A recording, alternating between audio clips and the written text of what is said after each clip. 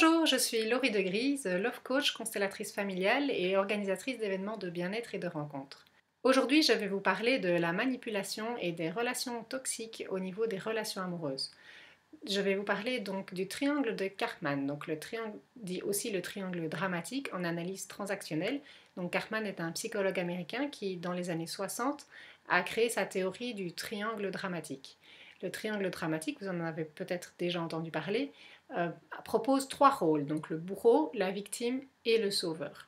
Ces trois rôles sont définis dans l'enfance, donc en fonction des interactions dans la famille avec vos parents, vous avez une porte préférentielle par laquelle vous entrez dans ce triangle. C'est-à-dire que si vous avez toute une famille qui est plutôt sur le style sauveur, vous allez probablement soit être victime, soit entrer aussi dans le monde avec la porte du sauveur. Une fois que vous entrez dans ce triangle, vous passez par les trois rôles. C'est quelque chose de difficile à entendre ou à comprendre parce que c'est beaucoup plus facile de dire qu'on est sauveur ou qu'on est victime plutôt que de dire qu'on est bourreau. Sauf que si on joue à ces jeux de manipulation psychologique dans nos relations, on joue les trois rôles. Alors pas avec les mêmes personnes et pas avec la même intensité, mais on joue les trois rôles. Le sauveur. Quel est le rôle du sauveur? Donc les sauveurs, c'est un peu comme le super-héros, celui qui vient aider l'autre, mais le problème c'est qu'il va souvent aider l'autre sans lui avoir demandé son avis et parfois même contre son gré. Il considère l'autre comme incapable de se sortir lui-même de la situation dans laquelle il est. Donc c'est très difficile pour lui de supporter l'impuissance des autres, mais du coup il se sent responsable de l'inconfort et de la difficulté des autres. Donc il y a un déplacement de responsabilité. Il prend sur ses épaules la mission de faire à la place de l'autre, ce qui n'est pas du tout sain au niveau des relations amoureuses parce que du coup, si vous avez un partenaire de type sauveur, ça veut dire qu'il vous place aussi en tant que victime. Vous allez spontanément, bon, soit ça va faire des étincelles parce que vous ne voulez pas qu'il joue ce rôle, mais si vous n'êtes pas trop conscient de ça, ou si dans votre famille vous avez pris l'habitude de jouer aussi le rôle de victime, vous allez vous placer en tant que victime. Ça va faire un déséquilibre dans votre rapport amoureux. Parce que souvent, voilà, il faut ne pas être du tout dans ce triangle dramatique pour pouvoir voir que l'autre est en train de jouer ce rôle et le refuser. Mais en général, on ne voit pas tout ça parce qu'on est tous plus ou moins dans ces rôles par rapport à nos relations de manière générale.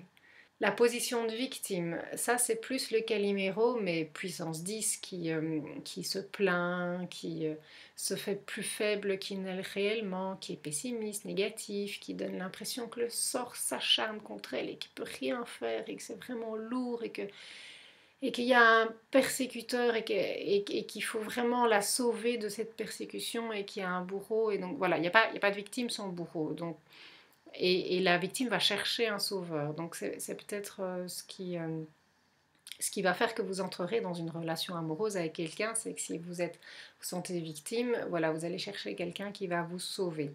C'est un petit peu aussi le complexe de Cendrillon, donc la jeune fille qui attend que le prince charmant vienne la sauver. Ça a été vraiment mis aussi dans notre inconscient par les médias, par Disney, par voilà, l'amour romantique où la femme généralement est dans la position de victime et l'homme dans la position du sauveur. Alors c'est très joli dans les dessins animés, mais dans la vie c'est pas comme ça et les femmes sont très loin d'être des victimes. Et donc c'est vraiment important que vous puissiez identifier si vous êtes dans cette dynamique de victime pour pouvoir prendre les responsabilités de qui vous êtes, de votre vie, de votre émotionnel, voilà, de mettre en place les choses telles que vous avez besoin qu'elles soient mises et sans attendre qu'un prince charmant vienne vous sauver. Alors, le persécuteur ou bourreau, donc il y a plus de gens qui le sont et qui s'en rendent pas compte, ou qui le sont à certains moments de leur vie, mais qui s'en rendent pas compte non plus, ou qui ne le reconnaissent pas. Le persécuteur ou la persécutrice, c'est un peu comme la méchante belle-mère de Cendrillon, donc c'est quelqu'un qui cherche à dominer l'autre par les menaces, la malveillance, l'agressivité, qui édicte les règles, qui commande, qui ne pardonne aucun écart, très psychorigide, qui n'hésite pas à dévaloriser l'autre, qui utilise des propos humiliants, qui fait des critiques destructrices pour mettre l'autre en position d'infériorité, qui peut se transformer en manipulateur narcissique, donc on dit aussi les pervers narcissiques. Bon là c'est un autre extrême. Dans les cas extrêmes c'est la manipulation très poussée. qui détruit vraiment la confiance en soi de l'autre personne et qui utilise surtout des personnes empathiques. Parce que la personne empathique, elle a un problème justement de déplacement de responsabilité. Elle ne sait pas toujours sentir. La personne très empathique, très hypersensible, n'a parfois pas la perception de ce qui est à elle et de ce qui est à l'autre. Et donc, en utilisant cette empathie, le persécuteur peut faire croire que tout est sur le dos de cette personne-là, alors qu'en fait, elle est juste empathique, elle est juste hypersensible, donc elle sent ce qui se passe, mais ce n'est pas sa responsabilité. Voilà, et donc là, c'est vraiment important de travailler les limites, c'est la notion de perception, de qu'est-ce que je sens, qu'est-ce qui est à moi, qu'est-ce qui est à l'autre, et surtout ne pas faire de déplacement de responsabilité, parce que c'est le jeu de l'agresseur, du persécuteur. Il va mettre toute la responsabilité sur les épaules de la victime. Comment sortir de ce triangle? Parce que c'est bien beau d'avoir reconnu si on est bourreau, victime, sauveur, quelle est notre porte d'entrée préférentielle par rapport à notre fonctionnement dans notre famille. Mais comment en sortir?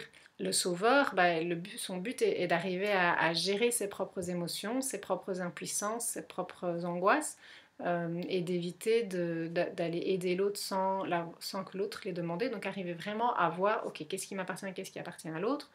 Et puis, est-ce que l'autre a vraiment besoin? Et demander, est-ce que tu as besoin de mon aide? Ou proposer, voilà, si tu as besoin, je suis là. Et puis, c'est à la personne de décider si elle prend cette aide ou pas.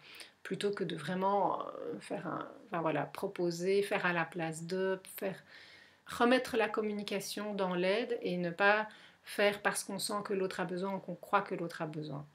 Au niveau de la victime, c'est vraiment retrouver contact avec ses propres ressources. Donc vous avez des ressources, vous croyez que vous n'en avez pas, mais vous en avez, et donc c'est arrêter de se plaindre, regarder vraiment en face le problème et regarder en face ses propres ressources. Donc, il y a un problème, ok, comment je peux trouver une solution? Et si la solution c'est demander de l'aide à quelqu'un, ben voilà, c'est ok aussi de demander clairement de l'aide, mais prendre ses responsabilités et mettre les choses en place dans sa vie pour améliorer les choses ou arrêter de se plaindre si on ne souhaite pas les améliorer. Et enfin, le persécuteur, le bourreau, puisqu'il aime bien avoir du pouvoir sur les autres, c'est se reconnecter à son propre pouvoir. Donc voir, tiens, quelles sont les émotions que je vis quand je prends pouvoir sur les autres? Pourquoi est-ce que j'ai besoin de prendre pouvoir sur les autres? Qu'est-ce qui est l'autre reflète?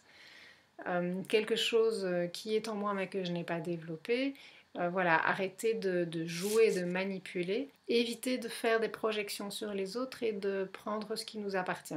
Et d'apprendre à gérer ses émotions, ses frustrations, pour pouvoir se défouler autrement. Donc si la personne a vraiment des choses compliquées à gérer et qu'elle a l'habitude de balancer ça sur les autres, c'est plutôt comment aller gérer ses frustrations au niveau du sport, au niveau d'un thérapeute, au niveau de mettre en place dans sa vie ce de quoi il est frustré et ce sur quoi il a besoin de prendre pouvoir sur les autres à la place de mettre en place dans sa propre vie ses propres projets.